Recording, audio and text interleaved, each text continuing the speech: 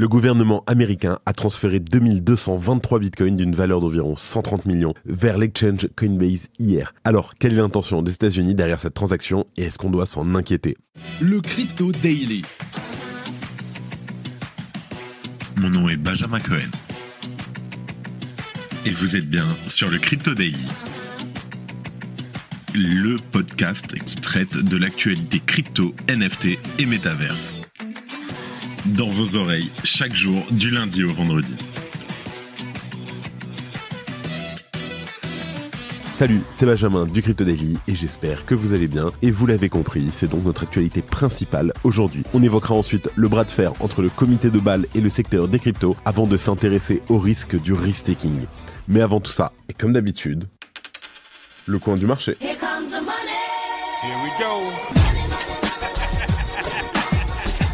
Alors, nouvelle journée dans le rouge pour le marché des cryptos. On a un Bitcoin qui baisse légèrement de 0,7% et qui se situe à un prix de 66 330 $. L'Ethereum chute de 2% et se trouve à un prix de 3 310 $. Le Sol s'en sort un peu mieux et gagne 3%. Le BNB stagne légèrement avec une très légère hausse de 0,1%. Le XRP et le Doge perdent respectivement 2 et 1,5%. L'ADA chute lui de 1,70% tandis que la VAX baisse de 0,8%. Allez, let's go, on passe aux news.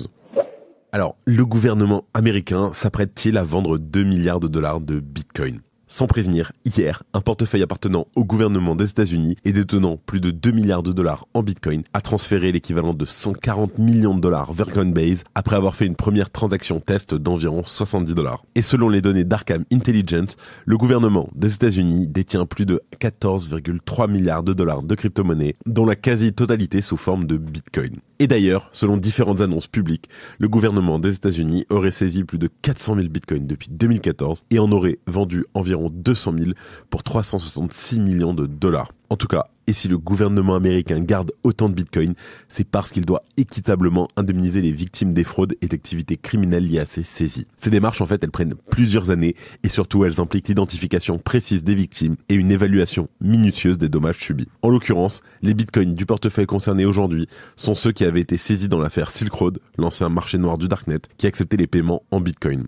Le wallet est labellisé comme appartenant au département de la justice des États-Unis. Alors, pour le moment, il est trop tôt pour dire ce que compte faire le gouvernement des États-Unis avec les bitcoins transférés. En tout cas, il conviendra de garder un œil sur ces mouvements de fonds, notamment dans l'hypothèse où des ventes auraient lieu. On s'en rappelle, la dernière vente confirmée par le gouvernement, qui avait saisi environ 50 000 bitcoins liés au site web Silk Road en fin 2022, a eu lieu en mars 2023. Et à cette occasion, c'est un peu moins de 10 000 bitcoins, 9 861 pour être exact, qui avaient été vendus pour 216 millions de dollars. En tout cas, les transferts Bitcoin d'hier vers un portefeuille marqué par Arkham Intelligence comme appartenant à Coinbase s'est produit dans un contexte de baisse du marché de la valeur du Bitcoin sur la journée. On le sait, le cours du Bitcoin a légèrement chuté suite à cette nouvelle, repassant sous les 65 000 $ avant de connaître un léger rebond en baisse de 4,7% sur les dernières 24 heures. Vous avez fait quel multiple dessus ? x500. Moi, je suis très convaincu qu'il faut perdre de l'argent pour en gagner. Le plus grand montant que vous ayez levé sur un projet ? On est rentré dans la private sale d'Avalanche. Si en moyenne ça fait x5 ou x10, tu peux accepter de te faire rug une fois ou deux. Le Crypto Daily, demain, on lance un token. Les gens de la communauté se Regardez même plus plaignaient vite. dans les chats quand un projet se lançait à x10. Salut, c'est Alex de Gains pour le Crypto Daily. Let's go. Est-ce que vous avez déjà entendu parler des pré-sales en crypto ? En général, avant qu'un projet se lance, ce même projet va essayer d'aller voir des médias, des influenceurs, des personnes importantes dans l'écosystème et ils vont leur proposer d'acheter des tokens à un prix beaucoup plus bas que le prix de vente officiel. Et donc l'interview du jour, bon vous l'avez compris, c'est Alex Raffin de Gains. Et en fait lui ce qu'il a fait, il a fait un truc super, c'est que tout simplement il s'est dit voilà je vais devenir un VC mais un peu pour le peuple et pour tout le monde. C'est-à-dire qu'aujourd'hui, en fait, n'importe qui via Gains Associate, donc sa société, peut rentrer dans ses pré-sales. Après, il y a des tickets, parfois ça va être 50 $, 100 $, 200 $, etc. Et ils ont déjà fait de très belles performances. Alors bien entendu, les performances passées ne présagent pas des performances futures, mais ça vaut le coup de regarder l'interview. Je vous mets le lien en description.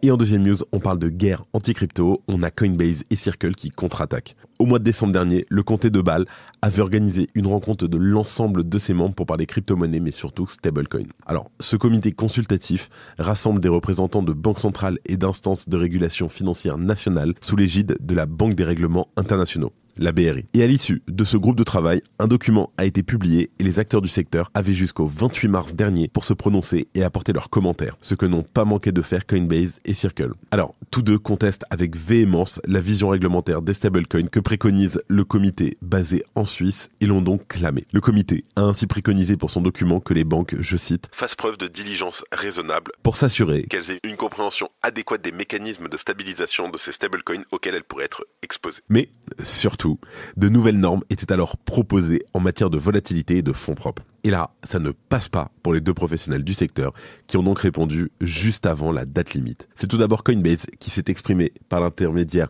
de Fayyar Shirzad, le directeur des affaires juridiques de l'entreprise.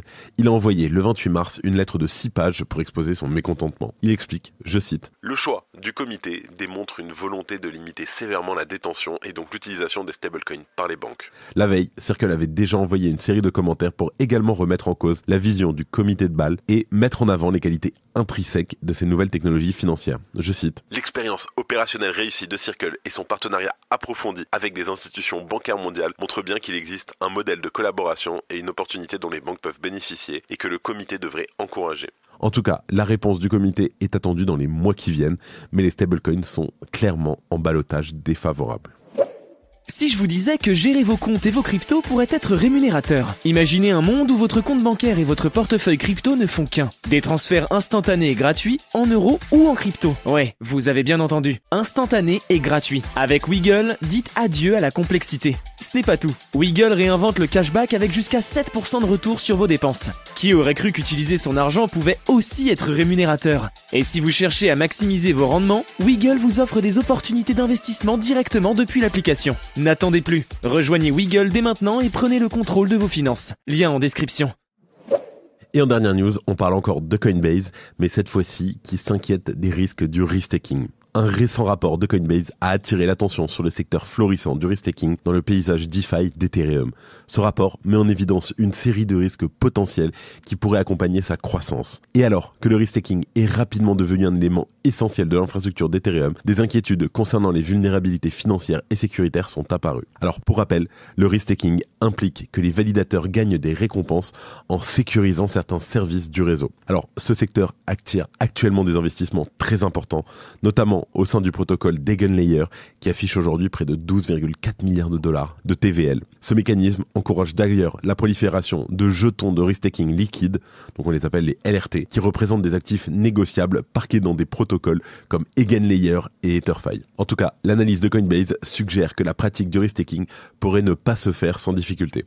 Le rapport souligne la complexité et l'opacité des stratégies de risk-taking qui pourraient conduire à des inadéquations entre les jetons et leurs actifs sous-jacents. Et évidemment, cette situation pourrait à son tour entraîner des instabilités financières dans le secteur. L'une des principales préoccupations concerne les attentes en matière de rendement. L'anticipation de rendement élevé pourrait ne pas correspondre à la réalité, ce qui pourrait décevoir les investisseurs attirés dans le secteur par la perspective de récompense. Et en outre, les tendances donc parmi les fournisseurs à offrir des récompenses les plus élevées pourraient encourager des pratiques risquées afin d'attirer et de retenir des investisseurs. Et malgré ces risques, le rapport reconnaît le rôle essentiel du risk-taking dans la promotion de l'innovation et du développement de l'infrastructure d'Ethereum. Le concept de risk-taking a été propulsé par la grande sécurité économique de l'Ethereum et la surabondance d'Ether mise en jeu, ce qui a conduit à la recherche d'une nouvelle utilité pour ces actifs. Mais toutefois, le rapport met en garde les parties prenantes afin qu'elles évaluent soigneusement les nouvelles opportunités par rapport aux risques inhérents. En tout cas, l'équilibre entre l'adoption de nouvelles technologies et l'atténuation des risques associés, ça reste une préoccupation majeure pour les investisseurs et les opérateurs de plateformes. Et je vous laisse avec Thomas pour les actualités en bref, et moi je vous retrouve juste après. Merci Benjamin et bonjour à tous.